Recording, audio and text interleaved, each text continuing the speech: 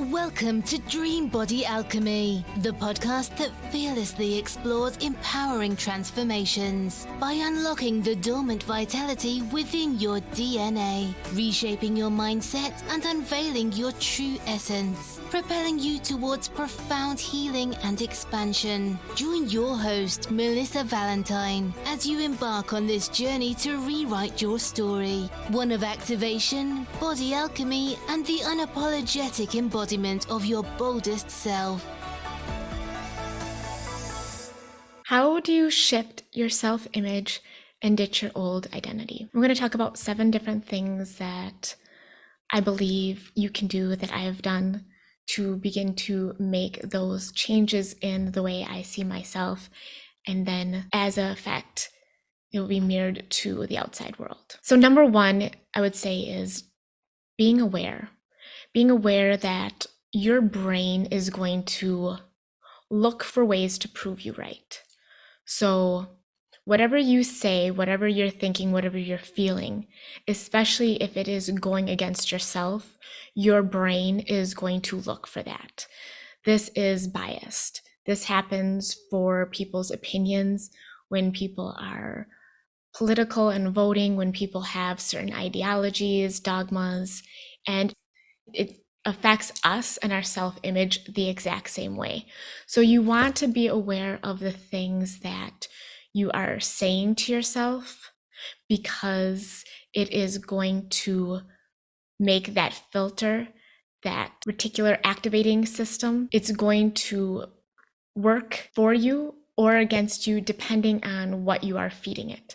And I know you've heard this example 1,000 times, but I will use it again. When I got a Jeep, when I was thinking about Jeeps, everyone was driving a Jeep. And they say this all the time. When you're specifically thinking about something, this is what you are training your brain to look for.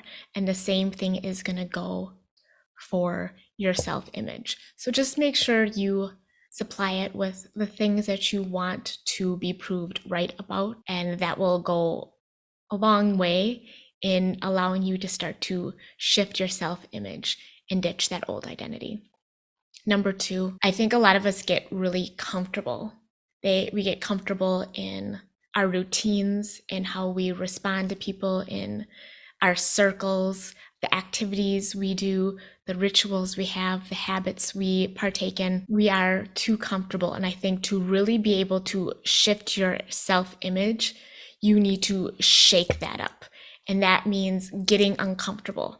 And that could be a ton of different things. It could be going to a new gym, dressing some way that maybe you felt too insecure to do before. Maybe it is as simple as going to different restaurants or partaking in a program that you really want to learn more about, going back to school, taking a job that you might feel is out of your range. It's all about finding ways every single day to get uncomfortable, because comfort is when we start to shrink. Because when you're comfortable, you don't just stay the same, you recede, you begin to die. So what you want, if you're not growing, right? If you're not growing, you're dying. So this is the same. We don't want to be getting comfortable. We want to step outside of our comfort zones every single day. Again, whether that is going live on social media, posting your beliefs, taking a job that is outside of your comfort zone. All of these things can help you step into a new identity, really help you make that shift. Number 3 is you want to take a second to break down, who do you think you are? Now, this can sound negative, because I've had that being told to me when I was younger, like, who do you think you are? Why are you stepping outside? This is who you are. This is what you do. These are your habits. This is the work that you do. You're a worker bee. This is the body you have. But really taking a moment and go, okay, who do I think I am? And I say think I am because whatever you think you are, that's who you are. That's not because that's who you are. It's because what you think you create. And so you want to give yourself some time and go, okay, who do I think I am? And is that who I want to be? So a lot of these can come from societal conditioning, the people around us. What's normal? What are our friends doing? What have our families accomplished? What have people told us about ourselves? Societal conditioning can come in many different forms. It can come from social media, telling us who we should be, what is the right way to go about things. We should have a 9 to 5. We should take this much vacation. We should be a mother like this. We should wear makeup. We shouldn't wear makeup. Or it can be a character that you picked up when you were younger, whether you became the class clown, or depending on where you were in the birthing order of your siblings, whether you're the youngest, the middle, or the oldest, or whether you're an only child. All of these things, all of these titles have affected us. And we've stepped into characters of who we thought we were in the moment to get a need fulfilled, whatever that need was in the moment that you were trying to obtain. For some people, it is being the feminine archetype of the maiden, and I'm familiar with this, where you go through life seeing yourself as a maiden, as a victim, there to be rescued. But the thing about all of these, who you think you are, they're not who you are at your soul level. Your soul is so much more than a title or a characteristic, whether a flaw or a strength. Your soul came here for a real purpose, to transcend, to heal human wounds, a lifetime of human wounds.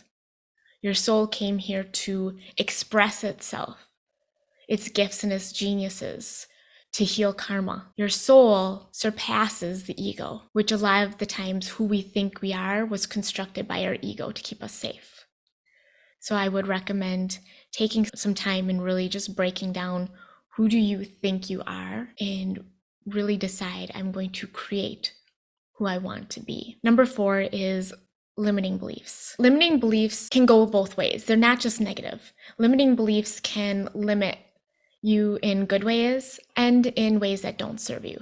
So I guess the number one thing you want to think is the beliefs I have, because pretty much any belief can be a limiting belief, because it's one way of seeing the world. It's one perspective. It's one reality. Beliefs are important because they give us constructs to see the world, to filter things through our world.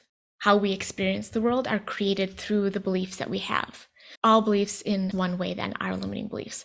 I think the first thing you want to decide is this limiting belief serving me? It'd be the difference between life is not fair, nothing's working out for me, life is a struggle, or you could have a limiting belief of, I'm lucky, things just work out for me, the universe provides, I ask and it is given. Those are both limiting beliefs, and you get to choose which beliefs do you want running your program. Speaking of program, I work with people in the Line Body Awakening with the Dream Body Alchemy method, whether one-on-one, you can do one-off calls, do the whole program, but we break down, like we were talking about, we break down who you think you are, and then I can help you one-on-one determine the beliefs that you want your system running off of.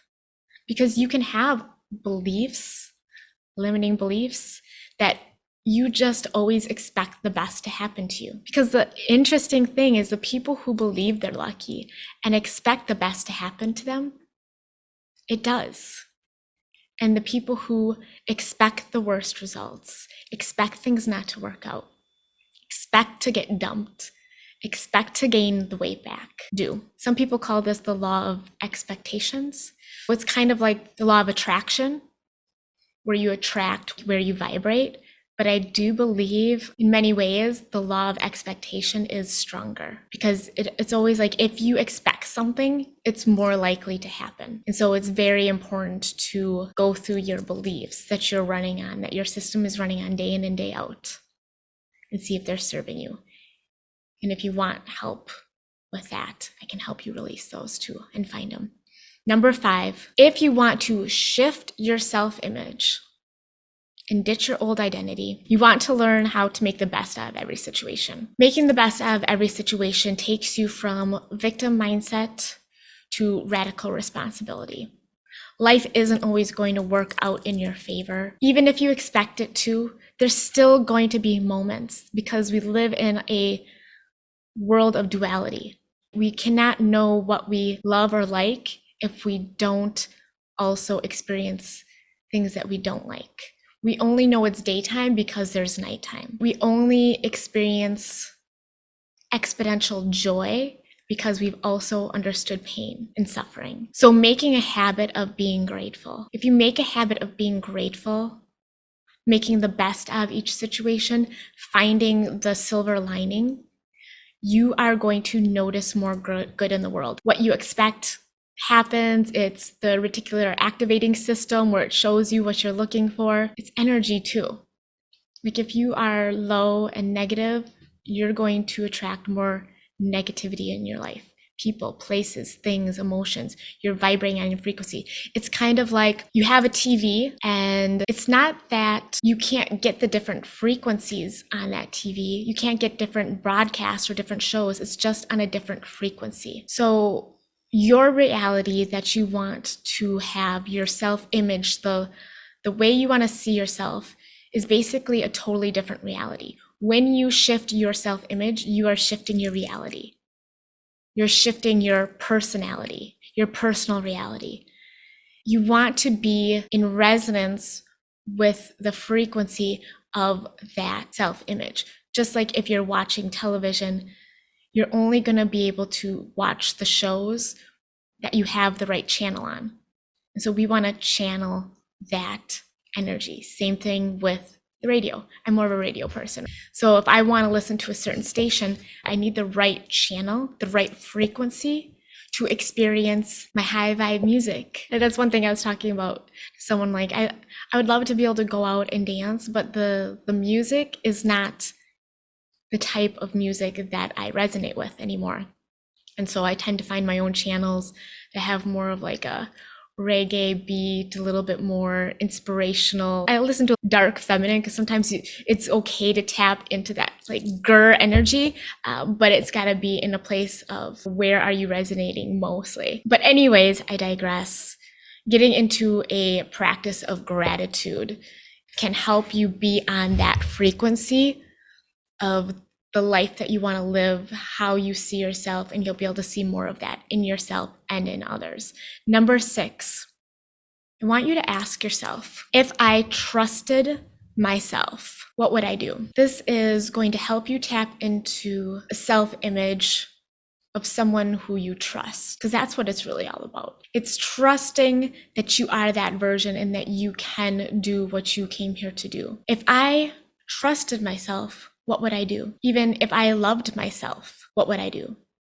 What would I eat? How would I move? Trusting ourselves is just another way to say, too, that we trust the universe. We trust that there is a rhythm, there's a reason that things are happening in universal geometry, in this like, there's a rhyme and a reason, that it's not just this chaos and things are just accidental, that we are intentional, and that being able to trust ourselves, tap into our own intuition is one of the most powerful things that you can do. And one way that you can do that is, first of all, asking yourself. A lot of times we ask ourselves, like, what should I do? Or where should I go? Or what's the right decision? But we don't wait for the answer. We ask, and we go, why am I not getting the answer? You can pray, but do you meditate? Praying is asking for help and guidance. Meditating, being still, is allowing the answer. Close your eyes and ask one question that you truly want the answers to 3 times, and then actually sit and wait for the response. Wait 5 minutes, 10, 15 minutes. Sit and wait. And even if you don't necessarily get a response in that moment, allowing that space, I promise the answer will come to you. It'll come as a knowing. Because I want you to realize that you can create any reality you want. You are a powerful creator. You just have to trust yourself. You have to know yourself. Number 7, I want you to reflect on, what do you focus on? Do you focus on abundance or are you focused on lack? A huge part of self-image is focusing on the abundance, focusing on your abundance of experience, focusing on your abundance of resources, your abundance of love. Focusing on abundance versus lack is one of the greatest things you can do to change your self-image in this moment. If you enjoyed this content, please give me a like. If you are feeling called, if you want to hear more, go ahead and subscribe.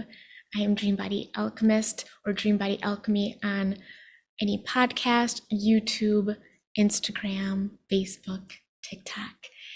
If you have a comment, I would love for you to leave a comment. Which one of these most resonated with you? Which one do you think you want to put into practice? And in general, what do you think about your ability to shift your reality or shift your self-image and ditch your old identity? How do you feel about that? Is there anything that I missed? I would love to know more about it.